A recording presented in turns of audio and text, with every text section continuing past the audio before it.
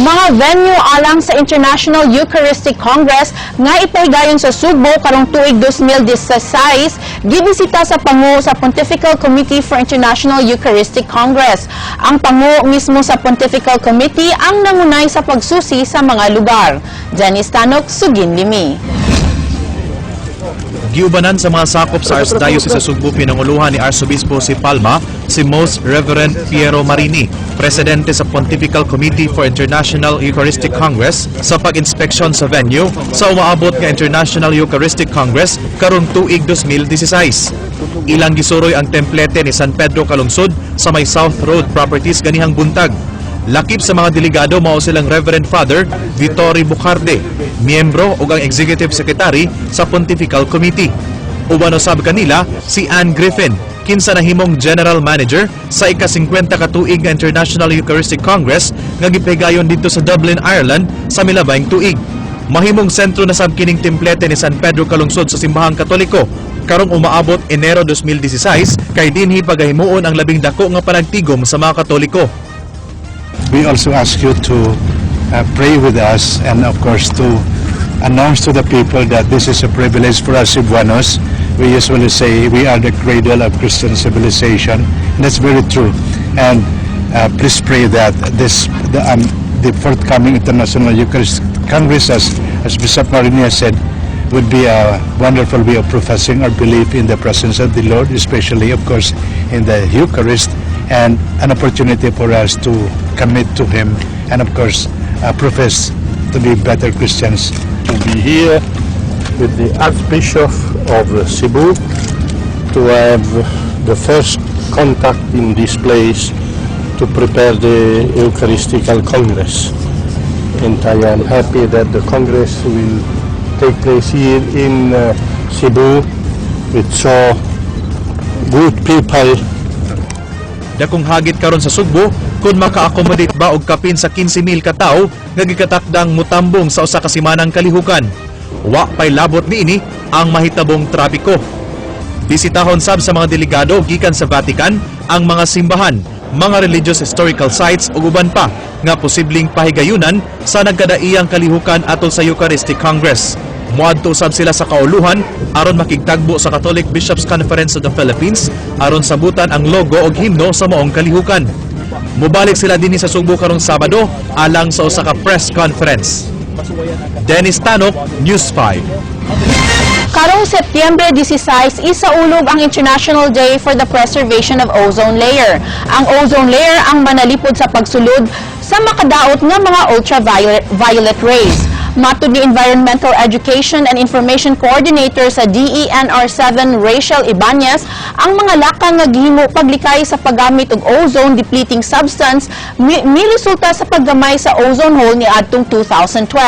Kasagaran gamiton kining makadaot nga substances sa mga air conditioning machines, refrigerators, cleaning agents ug fire extinguishers. Ang DENR7 kauban ang laing mga ahensya sama sa DTI, Bureau of Customs ug TESDA nag-alayon sa pagdili sa paggamit sa mga chlorofluorocarbon chemicals nga makasamot sa pagkabuslot sa ozone layer.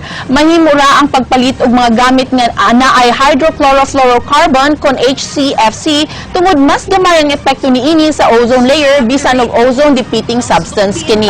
No, by the quality, don't be enticed by the commercials.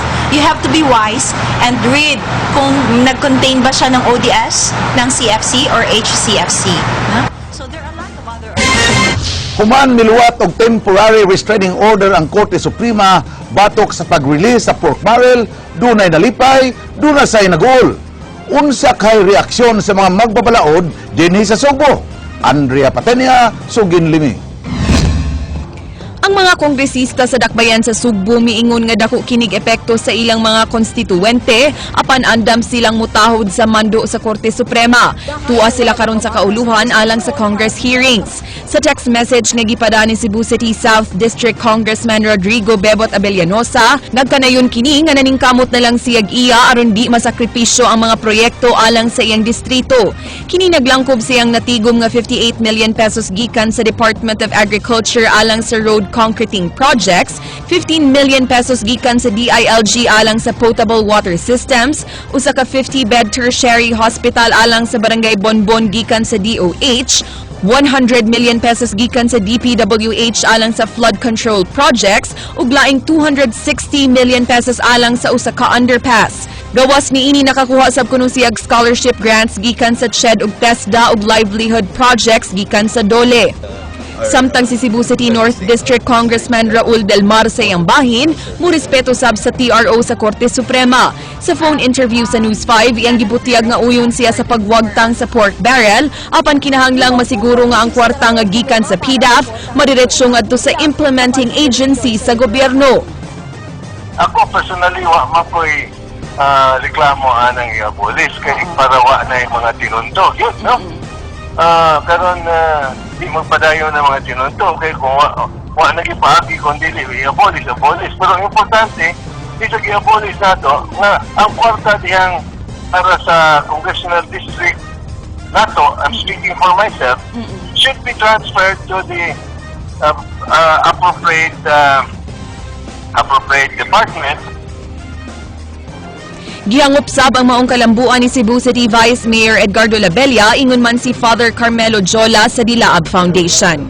It has been long overdue, no, kay ang atong mga legislators gipili man para pagpanday og balaod, so para maka-focus o maka-concentrate og mga balaod nun nga mag-uplift sa atong economic development, ang atong livelihood. It has to be abolished in all its incarnations, in all its forms.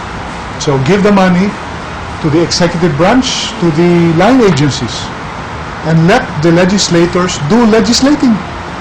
That is what they were voted for. Andrea Patenia, News 5.